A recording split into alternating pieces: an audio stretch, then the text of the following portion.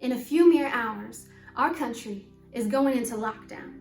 Shops and schools are being shut down. The economy is going to slow down, all because the government is asking us to sit down.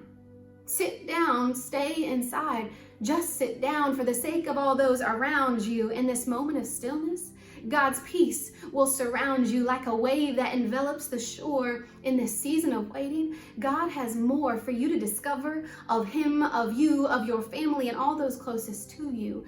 So can we take a moment to reframe our perspective on this situation? Because all the media wants to show us are shopping carts filled with desperation, highlighting the frailty of humanity in this moment of world calamity, highlighting the inner selfishness of every human when they realize the severity of this surreal moment in history. Yes, we are going into lockdown. Yes, we are going into isolation physically, but not mentally or socially or spiritually. Yes, this situation is not ideal, yet here we are. And with everything in this life, you get to choose your response.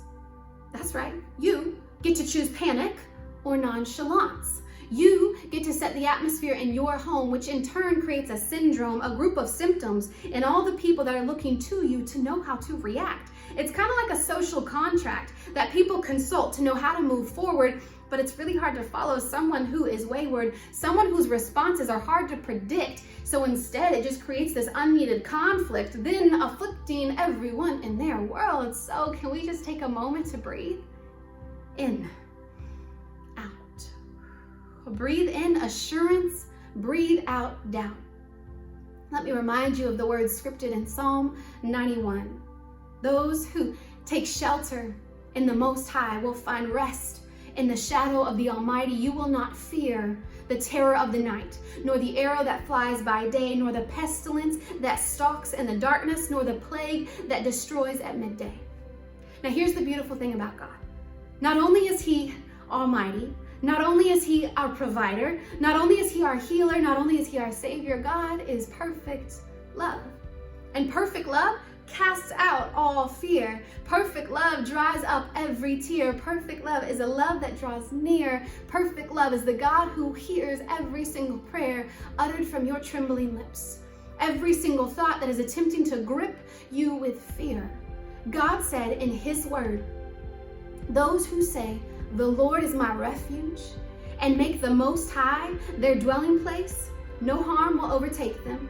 No disaster will come near their tent. In fact, He will command His angels concerning you to guard you in all your ways. So while the world goes into this panicked craze over toilet paper, I'm going to choose to let sounds of praise drift out my windows and onto my neighbors. I'm going to choose to engage with God and people like never before.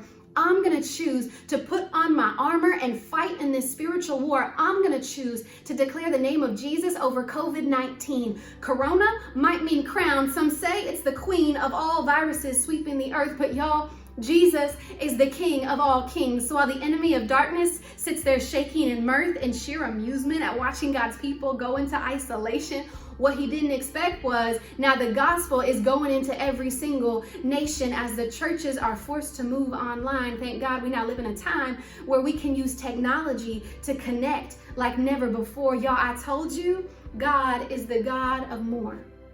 And God, He always has a plan in store. So can we take a moment to shift our gaze and fix our eyes? Can we take a moment to smile and realize that God isn't finished yet?